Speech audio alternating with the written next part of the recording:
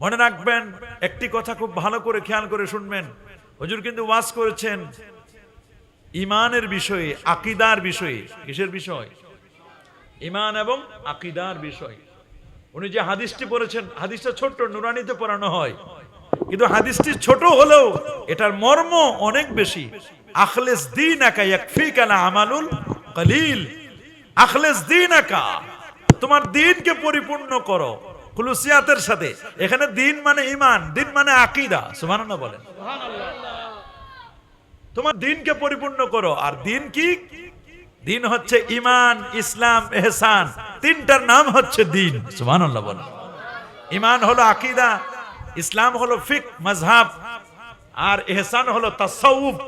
তার মানে তাসাউফটাও দ্বীনের অংশ, ফিকহটাও দ্বীনের অংশ। আবার মনে রাখবেন, আকীদা এটাও তো দ্বীনের মগজ, দ্বীনের মূল।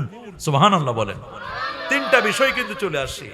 মনে রাখবেন, ঈমানের সাথে সম্পর্ক, ঈমান না ইলমের দ্বারা হবে, ঈমান না আমলের দ্বারা হবে। বলেন, ঈমানটা এটা ইলম থেকেও আসে না, আমল থেকেও আসে না। যদি শুধু ইলম দ্বারা, নলেজ দ্বারা, জ্ঞান দ্বারা ঈমান আসতো, তাহলে কত বড় বড় বিজ্ঞানী, সায়েন্টিস্ট এই পৃথিবী ছেড়ে তারা মঙ্গল গ্রহে চলে গেছে। Nova, supernova, Proxima সেন্ট্রাই, Andromeda Galaxy পর্যন্ত চলে গেছে। কোনটি নক্ষত্র কোথায় অবস্থান করছে সেটার খবর তারা নিচ্ছে। মহাকাশ পর্যন্ত খবর নিছে, কিন্তু ঈমানের খবর নাই। বহু বিজ্ঞানী আছে ঈমান আনতে পারে নাই, অথচ জ্ঞানের কমতি ছিল না তাদের। কি বলেন, জ্ঞানের কমতি ছিল? বড় পিএইচডি ডিগ্রি, বিসিএস ক্যাডার আছে না এরকম? একই অফিসে বিসিএস ক্যাডার আছে, পিএইচডি ডিগ্রি ধারী আছে, এমফিল করা আছে, মাস্টার্স করা আছে। কত বড় জ্ঞানী, ঈমানের দৌলত লাভ করতে পারে নাই, অথচ চতুর্থ শ্রেণীর কর্মচারী শুধু দস্তখতটা করতে পারে, সে ঈমানে কামেল মুকাম্মাল হয়ে গেছে। আল্লাহু আকবার বলেন। আবার শুধু আমল দিয়েই আপনি মনে করবেন না যে ঈমানটা আমলের মাধ্যমেই আসে, না। নবীর বহু সাহাবী ছিলেন যারা আমল ভালো করে করতে পারে নাই, সময় পায় নাই। নবীর হাতে হাত রেখে কালেমা পড়ছে, কিছুক্ষণ পরে দুনিয়া থেকে বিদায় হয়ে গেছে, আমল করার সুযোগ হয় নাই। আল্লাহু আকবার বলে। আমল করার সুযোগ হয় নাই। যদি ইলম থেকে যদি ঈমানটা আসতো, আকীদাটা আসতো, তাহলে তো গ্রামের কিষান মানুষগুলো, তরকারি বিক্রেতা মানুষগুলো, ওদের তো ইলম নাই, নলেজ নাই, ওরা তো ঈমানদার হতে পারতো না। আল্লাহু আকবার বলেন। এই জন্য ঈমানের সংজ্ঞাটা এমন ভাবে দেওয়া হয়েছে, অন্তরের বিশ্বাসটার নামও ঈমান। সুবহানাল্লাহ বলেন। এখন বলে, মুখে যদি স্বীকৃতি নাও দেখ, মুখের স্বীকৃতিটা দুনিয়াবাসীর জন্য, মানুষের জন্য বুঝে যে আমি ঈমানদার, তাহলে আপনি যদি শুধু মুখের স্বীকৃতিটাকে, ওইটাকে যদি মৌলিক মনে করতেন, তাহলে পৃথিবীতে যত বোবা মানুষ আছে জীবনে মুমিন হইতে পারতো না।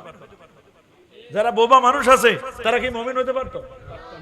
কখনো পারতো না, কারণ তার তো বোবা তো কিছু বলতে পারে না, বলে মানে গোটা দুনিয়া দেখাই দিয়ে আকাশের দিকে ইঙ্গিত করে, এতেই বোঝা যায় সেই ঈমানদার। আল্লাহু আকবার। তার অন্তর, হৃদয় গহীনে তার ঈমানটা আছে, এটাই যথেষ্ট। সে স্বীকৃতি দিতে পারছে না, তাহলে কি হবে? এই জন্য ইমাম আজম আবু হানিফা রাহমাতুল্লাহ আলাইহি বলছেন, মনের ভিতরে যে তাসদিকুম বিল কলব, অন্তরের বিশ্বাসটাই হলো এটা মৌলিক ঈমান। আল্লাহু আকবার বলেন। তো মনে রাখবেন, হাসনাইন, কারিমাইন, এদের যে মর্যাদা, এদের যে ভালোবাসা, আজকে এদের ভালোবাসার কথা বলতে যাবেন, একটু যদি আপনি আহলে বাইতের মহব্বতের কথা বলেন, আপনাকে শিয়া ট্যাগ লাগাই দিবে। কি ট্যাগ লাগাই দিবে? শিয়া ট্যাগ লাগাই দিবে আপনাকে, বলবে এটা শিয়া হয়ে গেছে, আহলে বাইতের মর্যাদা বেশি বলে।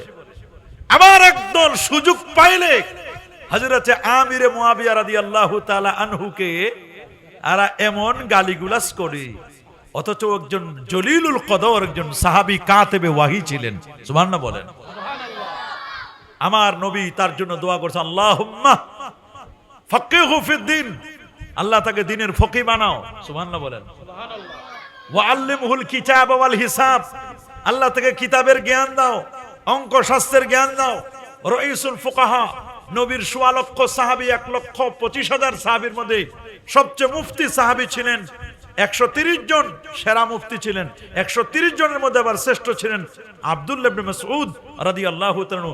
তিনি বলছেন, হযরত আমির মুয়াবিয়া সম্পর্কে ইন্নাহু ফকিহুন, উনি একজন ফকিহ, তার ব্যাপারে নাক গলাতে যেও না, সে কাতিবে ওহী ও রাসূলুল্লাহ সাল্লাল্লাহু আলাইহি ওয়াসাল্লামের সহধর্মিণী আমাদের মা উম্মে হাবিবা রাদিয়াল্লাহু তাআলা আনহার ভাই, নবীর শালক আমির মুয়াবিয়া রাদিয়াল্লাহু তাআলা আনহু, তার ব্যাপারে এত মানাকিব, এত মর্যাদা, তাকে যেভাবে আমাদের দেশের কিছু মানুষ, ইয়ং পোলাপান মানুষ, যাদের ছোটকালে আমরা তাদেরকে দেখছি, আমরা ছোটকালে মনে তারা জন্মের সময় আজান দেওয়া লাগছে এমনও মনে হয়েছে, এরা এখন দেখি মাইক পাইয়া এখন তারা আমির মুয়াবিয়া রাদিয়াল্লাহু তাআলার ব্যাপারে এত বাজে বাজে মন্তব্য করে যে আমি এই জবান দিয়ে এগুলো বলতে আমি পারবো না, এটা আমি পারবো না। হযরত আমির মুয়াবিয়া রাদিয়াল্লাহু কি ব্যাপারে এত বাজে বাজে কথা বলে? মনে রাখবেন, আপনার যদি আমলের ত্রুটি থাকে আপনি ফাসেক হবেন। কি হবেন? আমলের ত্রুটি থাকলে আপনি যদি বিশ্বাস করেন যে 5 ওয়াক্ত নামাজ পড়া ফরজ, এই বিশ্বাস আপনার আছে, কিন্তু কোনো কারণে হয়তো আপনি নামাজ পড়তে পারলেন না, আপনি কাফের হবেন না। কি হবেন না? আপনি ফাসেক ফিল আমল, আমলগত ফাসেক হবেন। আমলের ত্রুটি থাকলে আপনি ফাসেক হবেন। কিন্তু আপনার নবীর ব্যাপারে যদি আপনি ত্রুটি করেন, বিয়াদবি করেন, নবীর শানে, সাহাবায়ে কেরামের শানে বিয়াদবি করেন, আপনি ফাসেক তো দূরের কথা, মুনাফিক তো দূরের কথা, আপনি ঈমানের ফোল্ডারে আপনার জায়গা নাই, আপনি বেঈমান হয়ে যাবেন। পৃথিবীর মধ্যে একটা দুর্বল হাদিসও দেখাতে পারবেন না, সহিহ হাদিস তো দূরের কথা, যে নবীর শানে বিয়াদবি করে, সাহাবায়ে কেরামের শানে বিয়াদবি করে পৃথিবীতে ঈমান নিয়ে কবর যেতে পেরেছে, পৃথিবীতে ঈমানদার হিসেবে পরিচয় দিতে পেরেছে, এমন একজনকে আপনি পাবেন না। এইজন্য সাবধান করে দিয়েছেন, আল্লাহ আল্লাহ ফি আসহাবি লা তাত্তাখিজুম গারাদা ফামান আহাব্বাহুম ফাবিহুব্বি আহাব্বাহুম ওয়া মান আবগাদাহুম ফাবিবুগদি আবগাদাহুম ওয়া খায়রু উম্মতি করনি সুম্মা আল্লাযীনা ইয়ালুনাহুম সুম্মা আল্লাযীনা ইয়ালুনাহুম। সাবধান, আল্লাহকে ভয় করো, আল্লাহকে ভয় করো, আমার সাহাবীদের ব্যাপারে সমালোচনা করো না। লা তাসুব্বু আসহাবি, আমার সাহাবীদেরকে গালি দিও না, তাদের মন্দ বলো না। সর্বোত্তম যুগ আমার যুগ, আমার সাহাবায়ে কেরামের যুগ।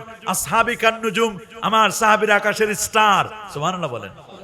ভাবে আইয়িহিম ইক্তাদাইতুম ইহতাদাইতুম, তাদের যে কাউকে অনুসরণ করবে মুক্তি পাবে, নাজাত পাবে। আস-সাহাবাতু কুল্লুহুম উদুল, নবীর সমস্ত সাহাবীগণ হলেন ন্যায়পরায়ণ। তোমাদের লাউ আনফাকা আহাদুম মিনকুম, তোমাদের কেউ যদি ব্যয় করে মিসলা উহুদিন জাহাবান, উহুদ পরিমাণ সম্পদ যদি আল্লাহর রাস্তায় দান করে, আল্লাহর পথে, আর সে যদি কোনো সাহাবীর ব্যাপারে বাজে মন্তব্য করে, তাহলে মা কাবেল আল্লাহু, আল্লাহ তাআলা সামান্যতম এক মুদ পরিমাণ, সামান্য পরিমাণও তার দান আল্লাহর দরবারে গৃহীত হবে না, আল্লাহর দরবারে মাকবুল হবে না। কেন? সে নবীর সাহাবীদেরকে গালিগুলাজ করছে। নাউজুবিল্লাহ।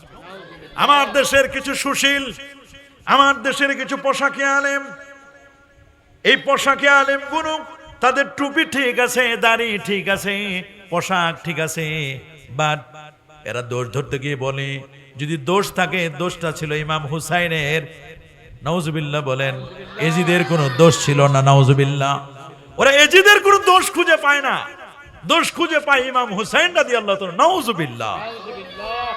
কত বড় বদবখ, কত বড় মানে কি বলবো, ফাত্তান হলে, ফিতনাবাজ হলে, কত বড় অভিশপ্ত হলে এ কথা বলতে পারে। কয় ইমাম হুসাইন রাদিয়াল্লাহু তাআলা কেন গেলেন? দোষ খুঁজে ইমাম হুসাইন রাদিয়াল্লাহু তাআলা। আর এজিদের কোনো দোষ খুঁজে পায় না। এজিদকে তারা বলে 500 রাকাত নামাজ পড়তো রাতে। নাউজুবিল্লাহ বলেন। এজিদকে মুজাদ্দিদে জামান বলে, এজিদকে রাদিয়াল্লাহু তাআলা আনহু বলে। এজিদের প্রশংসায় তারা পঞ্চমুখ মিম্বারে দাঁড়িয়ে এজিদের প্রশংসা করে। তুমি যদি এজিদের এত প্রশংসাই করো, ইমাম হুসাইনের দোষ ত্রুটি আলোচনা করো, তোমার যদি ওটা ভালো লাগে, তাহলে তোমার সন্তানের নাম তুমি এজিদ কেন রাখো না? তোমার নাতির নাম কেন এজিদ রাখো না? তোমার ভাইয়ের নাম কেন এজিদ রাখো না?